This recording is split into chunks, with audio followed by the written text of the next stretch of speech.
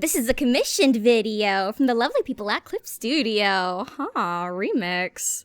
Howdy, hey, I'm Ray. I'm an art and animation channel, but it's completely understandable if you rolled up here thinking I just do speed paints, because I sure do mostly post those nowadays.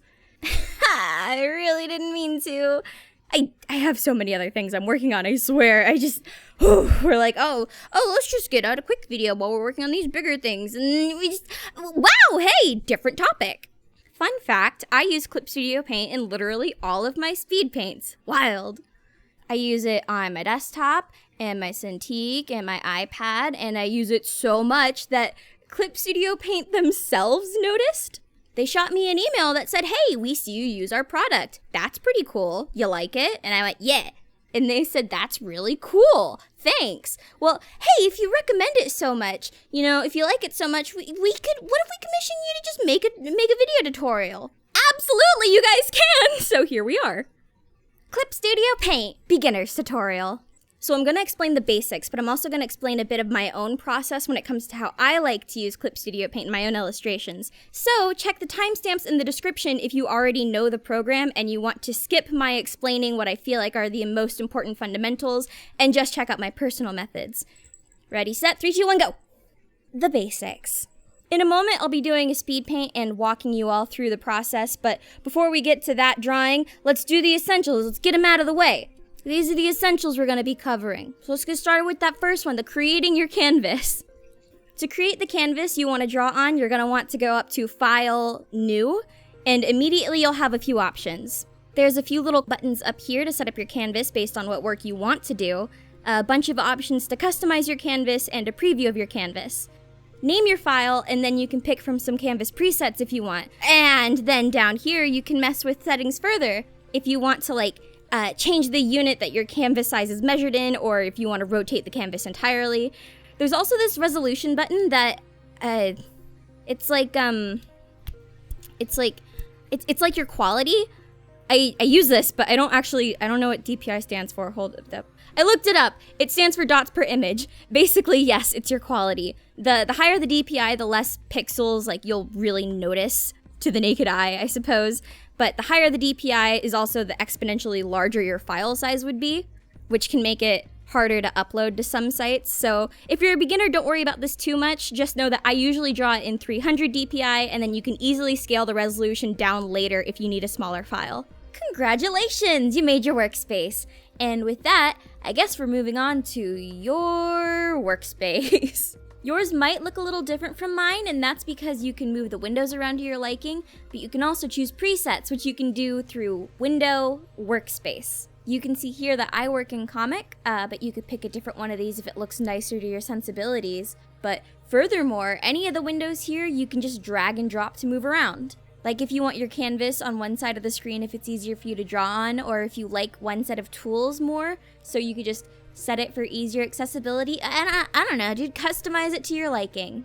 The toolbar. Depending on how your workspace is set up, your toolbar should be on the side of the screen. You can hover over the icons to see the tool name and get a general idea of what each tool does just from that. And then if you click on it, you can see subversions of that tool and change up its settings. I'll go into detail with a few of these tools in a bit, but really the best way to learn these is to just go play with them yourself, just go test them out. You can also customize where these tools go by clicking and dragging them too, which is really cool, but it's also really frustrating when you move it by accident and now you don't know where it is. Brushes. The default brushes that come with the program, they're all on your toolbar. But which tools are the brush tools? These ones. These are your brushes, ignore the rest. Each one acts as a sort of category folder, so you click on it and then you can see all the different things in the folder. So for example, you click the pen and you see that there's two options inside of pen. It's pens and marker. So you look down in pens and you see the brushes like the G pen or the texture pen or the calligraphy pen. And then if you click over to the next one, you go to marker, you get more options like the Milli pen or the flat marker. All your brush categories are gonna work like this. You're gonna want to play around with these yourselves to really get a grasp on what they can do, but in the meantime, I whipped up these little charts to show off the first 6 brushes in each category, so forgive me for talking slowly. But look at these bitches, I spent a lot of time on them. You've got your pens, your markers, your pencils, your pastels, my favorite watercolors, your oil paints, your India inks, your airbrushes, and then a million effects. There's a lot. Not enough effects for you? Good news! Adding new brushes. Adding custom brushes and clip is redonkulously easy. It's literally a drag and drop. You see the brush you want to use, you download the brush you want to use, and then you just drop it in the category you want to organize it in. Boom! And then you draw with it. Selection tool and quick transformation menu. You have the marquee shapes where you drag pre-made shapes to select, the lasso where you draw the area you want to select, and then you have the magic wand tool, which will sort of automatically follow your lines or your colors to make your selection. And then once you have this little selection boundary, the quick transformation menu pops up. This is my best friend. This is the NPC who faithfully follows you no matter what path you choose. This is my Spinel. So breaking down the options here, the first is deselect. It deselects. Crop will crop your canvas to exactly the edges of your selection. Invert selected area is again exactly as advertised on the tint, just inverts your selection. Expand selected area lets you set the measurement and how much you want to expand your selection, and it does it. Shrink selected area is the exact opposite as the other one I just said. Clear will immediately delete anything within your selection area. Clear outside selection area does guess what? Cut and paste will cut whatever you have selected and paste it onto a new layer, so you have the original drawing split into two different parts. And then copy and paste layer works about the same. It copies the selection onto a new layer. Scale up, scale down, and rotate is more of your classic transformation tool that manipulates anything inside your selection boundary with all the scaling, upping, and downing, and rotating to your heart's content. Fill fills your selected area with whatever color you have selected. And okay, so this last one here is a screen tones menu. You're supposed to be able to make all these different nice like comic book manga feeling screen tones inside your selected area, but I haven't really found out how to use it in a way that doesn't just give me pixels. So you can play with it if you want. I just don't use it. And this last one's just a menu if you want to customize the quick menu. Learn it, love it, use it. Layer commands and properties. Your layers should be located on the outskirts of your screen. These are mine. You'll note the variety of buttons here. I don't use all of them, so we're skipping these ones and we're just going to focus on the remainder. Along the bottom are your layer commands, so there's new layer, layer folder, 2 buttons to merge layers, and delete layer. And then along the top are your layer properties. We'll be using the transparency lock, the regular lock, the layer clip, the layer color tag, and the layer modes. So making a new layer is really easy. You click it, and you did it. Congratulations, you made a layer. When you make new layers, they'll default to the top of your little list here, and the order that they go down the list determines what order you'll see them on the canvas. The icon for the layers tab is actually a really good visualization. It's actually a really good visualization of it. What the fuck? The icon for the name explains it good. And then, I guess if you're an overachiever, you can double click the layer and you can name them to keep track of what you drew on them. I call it an overachiever. That's an exaggeration. It's good practice to name your layers. However, I think I find that a lot of people tend to sort of forego it once they get in the swing of things and they can kind of remember off the top of their head, you know? Really the way that you use your layers, it's just a personal thing, you know? As long as you can keep track of it, it's fine, unless you're a heathen and you have like 5 layers for your line art. Merge your fucking line art layers, Robin! Another way to organize your layers instead of naming all of them is you can use these folders. So you just click it to make a folder, and then you can drag whatever layers you want to into this folder, and then you can easily just open and close it to reveal whatever is inside or whatever isn't. Just a nice way to keep things orderly, if you're an orderly person. It's fine if you're not, but if you aren't, we aren't friends. Merging layers does exactly what it sounds like, but you have 2 options. The one on the left transfers your layer down. So if you have a layer on top and a layer on the bottom, when you transfer it, whatever was on the top just gets like ejected to the bottom one and leaves the top one empty. And then the option on the right just takes the 2 layers and it merges them together into one conglomerate layer. Not a huge difference between the 2, it's really just to your personal preference. And then you can click on the trash can to throw your art out. The layer properties are a bit more fun. You have two types of locks. The padlock on the right will lock the entire layer, so you can't edit it at all until you unlock it. You can't even delete a locked layer. So it is an excellent tool to just keep yourself from accidentally fucking something up, like doing your line art on your sketch layer again. Just lock the sketch. However, the lock on the right only locks the transparent parts of the layer. Meaning, if you've already drawn on this layer and you transparency lock it, you are entirely limited to what you've already drawn on. It essentially forces you to draw inside the lines, so it is very useful. Clipping a layer acts as a sort of pseudo-transparency lock. If I take this full image and I move it on top of this character with a transparent background, and I clip the full image to the character, then now you'll only be able to see where the two overlap. Basically, whatever you have on the bottom of your clipping layer is like the base. And you can add as many clipping layers to it as you like. You can layer things. It is just another good way to keep things clean. This color tag is just another organization method. It's just to help you quickly recognize layers, because it's easier to see a big bright color in the corner of your eye and know that's my line art layer than reading all of your layers to remember which one you wrote line art on, or just hiding and unhiding them until you find it. And finally, layer modes. All I'm gonna do with this is I'm putting it in front of your eyes and I'm telling you to go play. When you change a layer mode, it changes the way that the colors on that layer interact with all of the colors underneath it, which can lead to like glowing things or shaded things or things that look like crazy. And you'll learn a lot more by playing with it than just listening to me sit here and read them off one at a time. I promise you, just go play with them. And last but not least, navigation commands. Ending with something pretty simple. Usually above your layers you have this preview of your canvas, and then the options below your preview you use to view your canvas. There's this zoom slider and buttons, and there's the rotation slider and buttons. You have the rotate reset. These two options are to completely flip your canvas, and then these little buttons, I'm gonna call them zoom shortcuts. Most of these panels are self-explanatory. I don't think I need to tell you what zooming and rotating is. And if you're using Clip Studio on any sort of touchscreen device, you can just do this with your fingers. In my experience, you'll mostly only come up here to flip your canvas, which is something you can do to make sure your drawings aren't lopsided, or you'll use one of these zoom shortcuts. The circle with the square inside will immediately zoom your canvas into a 100% no matter where you are or how much you're rotated. And then the other two work kinda similarly. The one on the left will zoom your canvas to fit snugly into your navigator's preview, and then the one on the right will zoom to fit your canvas snugly to the screen where you're drawing. They're pretty similar. Sometimes they zoom to different results. Usually they don't. They're interchangeable until they're not. And that's it, that's my basics. You have graduated Ray's Art Pre-K. Baby's like, you don't get diplomas, but if you've got some juice and crackers in your house, I think you deserve to treat yourself a little bit after that. Now we can move on to my actual personal art advice. It's gonna be a bit more rambly, and we're gonna have a speed paint, woo!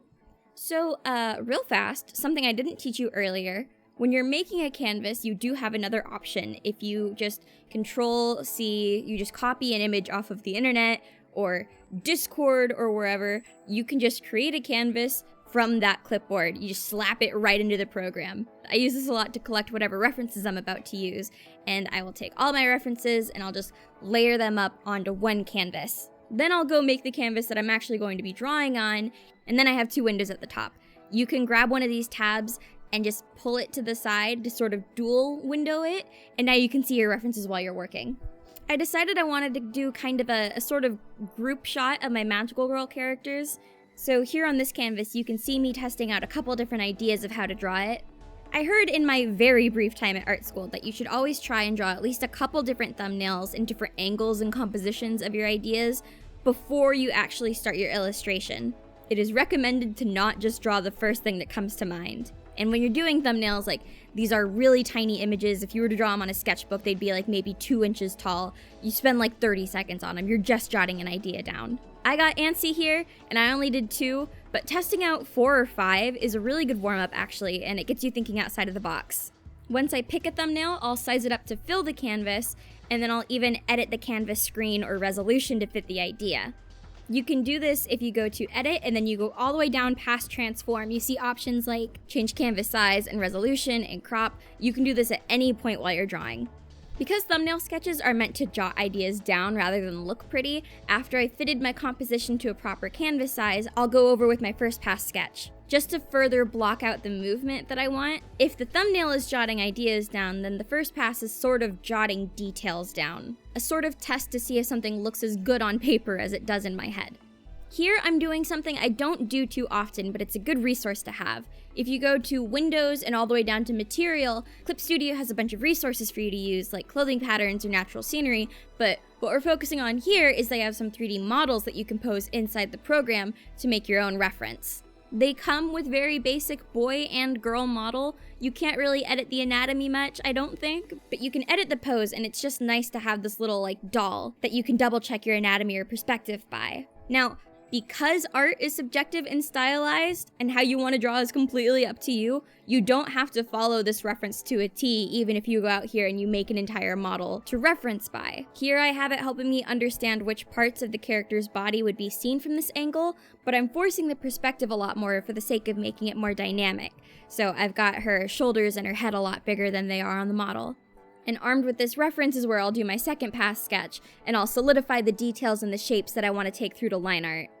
I used to basically just jump straight from my thumbnail sketches to my line art. It saved a lot of time, that was pretty convenient, but my friend was able to convince me that the time that I was saving was actually sacrificing a lot of the form in my art. I have found that I am able to put a lot more volume in my art when I spend more time carefully crafting the foundation. When I get to line art, I like playing with line weight. A thicker line is good for implying perspective, but as a figure drawing teacher I had once pointed out, it's good to use thicker lines to sort of draw attention to things, such as the most interesting part of the image, or to differentiate overlap. In this piece, I definitely use the thicker lines to create overlap between characters a lot. You can see how I'm thickening the lines between these two characters in the front to try and avoid confusion as to what lines belong to who. But in pieces like this, it's a little harder to bold the more interesting line. You know, this is an action piece, and there's a lot of ruffles, and there's a lot of hair, ribbons, and a whole lot of lines of actions for things for you to look at, as opposed to when you're doing figure drawing. When you're doing figure drawing, you only have the nude model, so all you can really do is try and focus on the little natural lumps in people, all the little small bumps that you don't usually pay attention to, like the little bit of a bump behind your knee, or how your skin dips in around your elbows. And those are really good times for you to go find places that you say, like, I like how this person's back has a little roll right by their hip, and I want to put a little bit of extra emphasis there so people look at this roll that I like. But you can't always do that. I just think it's nice to know that there's little tricks that you can use to help guide people's eyes to the part that you're the proudest of. But yeah, here I'm mostly using my thicker lines to force the overlap in perspective. And then when the line art's finished, you can go to flat colors. For this, I usually switch between the magic wand and the lasso tool, because it can be hard for the magic wand to totally understand the nuance of where you want all of your lines. So I'll select the outside of my line art. I'll use the quick menu to expand the selection by like 1 pixel further, so I make sure that I'm definitely inside the line art and not capturing too much of the canvas outside of it. And then I'll invert the selection and I'll lay down my base color. After that, to take care of any program error, I'll zoom in real close, and I'll clean up the selection manually with the lasso tool. Making this initial base color something that's decently bright and saturated I find is a good idea, so it's easier to spot if you did accidentally color outside of your lines. Like, it's easier to see if there's bright red or bright green peeking out on either side of the line art than it would be to see if I had a light color that I could kind of confuse against the white canvas, or a darker color that would be hard to see against the line art. You can see I did all my characters' base color in green before organizing all my layers with color tags, so I could immediately just know which layers were for which characters at a glance. And then I'm free to go lay down the rest of my flat colors. I usually leave the skin as the base color, and then I'll dedicate one layer at a time and clip them down to the different colors, like all of the colors for the hair for one layer, and then on the next layer, like all of the white in her outfit and her eyes and maybe her teeth, if you see that. Definitely like making sure that the same color is all limited to the same layer for that character, because I find that makes it as easy as possible for me to paint on later, but that's a personal preference. When I'm ready, I go back to paint in the shading. Typically, I'll start with the bottommost layer and I'll work my way up, so I go for the base skin since that's my bottommost color, and I make sure the transparency is locked first. For painting, I tend to swap between the dense watercolor brush, the soft watercolor brush, the airbrush, and the regular G pen.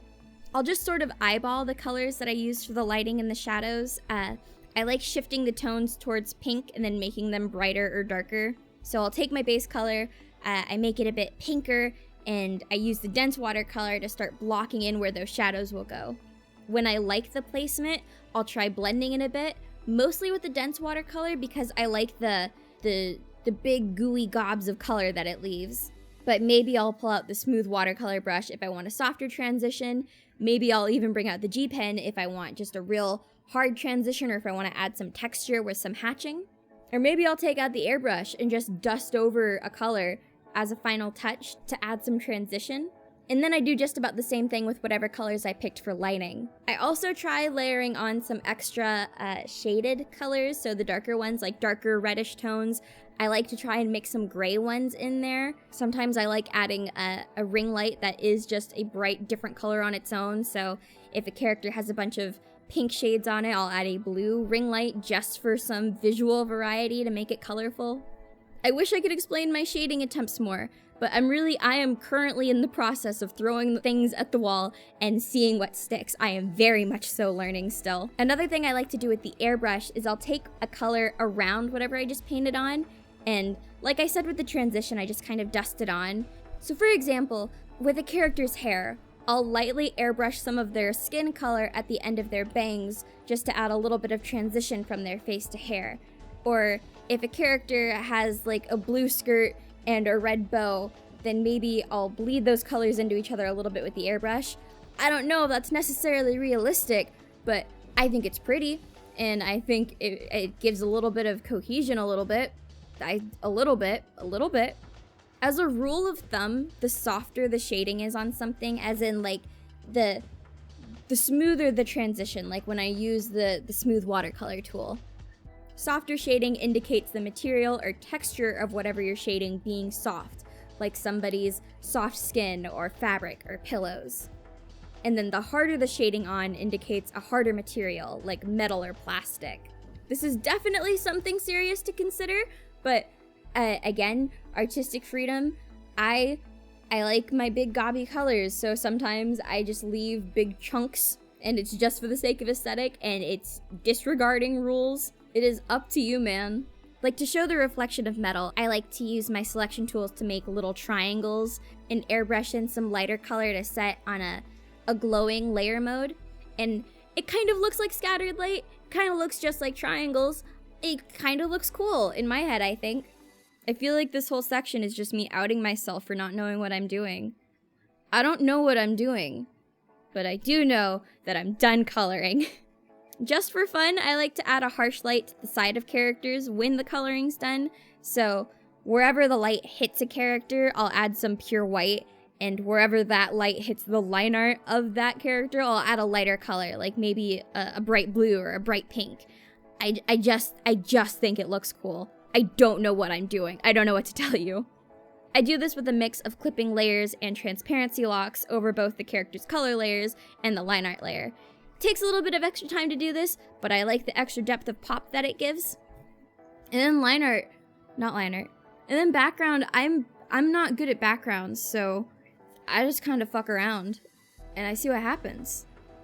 And somehow, at the end of all this head scratching and confusion and just kind of feeling around in the dark, I end up with a finished picture. Voila! Here it is. Here they are in all of its confused glory.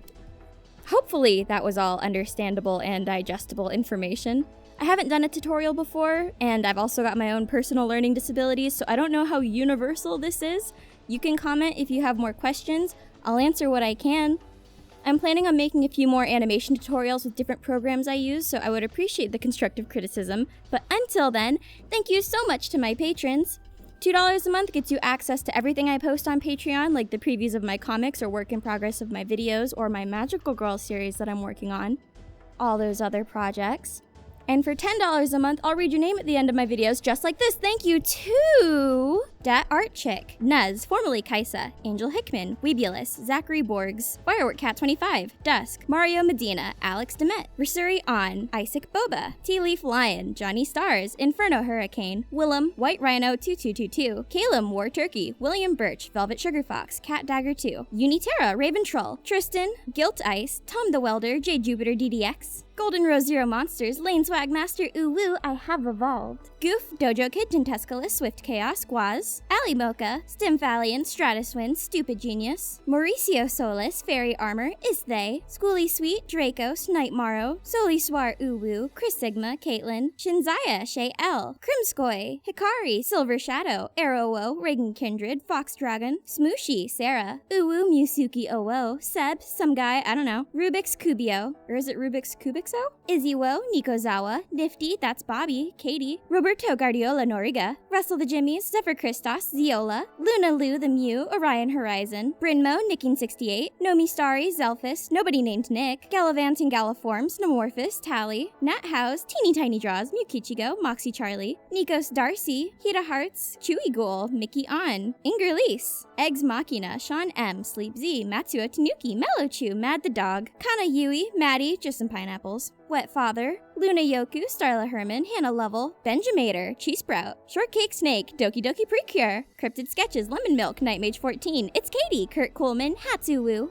There's a lot of Uwus lately. Aravis Now, Cookie Brook, Key the Queen, Evelyn Jake, Kramunch, Phoenix of Dusk, Jeremy Readinger. That's awesome, Jude. Oh, that awesome, Jude. Well, Blue Horseman 5, Jordan Ripley, Fisheye Placebo, Johnny Ariano, Makaru, June, Jinx Neon, Kanshi, Kiba Rai, The Unchosen One, Mimin, Space Geek Arts, Jason Cleary, Jen Scour, Violet Cat, Lee, Jakey Jellybean, Sin Ogre, Alien Queen, Jacob Goodwin, The Scorched Blaze, Triple Stone, Kristaru, Hikari Yu, Dirk Henry, Spirit of Avalon, Jordan Alexander Sanchez, Drew Warren, Joss Beastie, Genuine Hero, Rowan, Matcha X, Steelex, Pressy Antique, Antiqua, Embla, Salmon Pro 16, Sound Alchemy, Princess of Pastels, TV Island, Spoofdy, Isn't It Romantic, Bentley Val, Ethan Gardner, Drex, a Gremlin, Coda, Winrin, Phantom Kiddo 2, Ginger Emo, Ugius, Dylan MX, Doodle Crazy Meg, Piers, Tara Meringue, Emma Joy, Weasel Bites, Anachan, Daphne Jolie, Danny Glitter, Crunchy Cabbage, Kiger, Colt A. Shell, Arctic Sentry, Cody Richard, Ego, BB Doll Studios, Chia Rico, Creepy Canvas, Dos Associated Doodlers, Dead Tines, Cassandra Thompson, Phantom Bagel, Caller 3 Tura, Dragoff, James Zamora, Fields of Starlight, Brian Bezdezecki, Arwin, Plasm User, Avery Michael, Artist number 580, Madison Buddy, Wilmosdorf Art Lauren, Billiam X, Nerdy Beast, Thunder Evermore, Ash Fear, Aswick, Berserker 102, Sydney Moore, Artist Gamer Mage, Renata Romero, Cayenne Pepper, Chioro, Madu, Peach, Square Heart, Drew Dog, Andrew Robinson, Andre, Kitty Freak, Archibald Anarchy, Dust Munchies, I Try to Fight, The York Cafe, Junimo, Ray, Ghostly Goat, It's Daddy AJDU, Andrew Watson, Raiden, Dragon Girl, Abigail Wargo, Yakumo Soul Queen, Peachy Minty, Garrett Holcomb, Mudakino, Helix, Fox, Candy Babes, Ariel the Skelly Goat, Anna Dog Platonic One, Nyx Flames, Gus Daniels, Hachiyubi, Christian Pip, Fire Newt 451, DJ Cat Meow, Cryptid Cam, Rick, Clay Wilson, Charmaine Lee, Binter Winter Boy II, Boring Studios, Maddie Z, Jazz Adorable Kitten, 8-Bit Anuki, Dylan Nyler, Sinister Stephanie, Watch Jojo FFS, and Felipe Morla.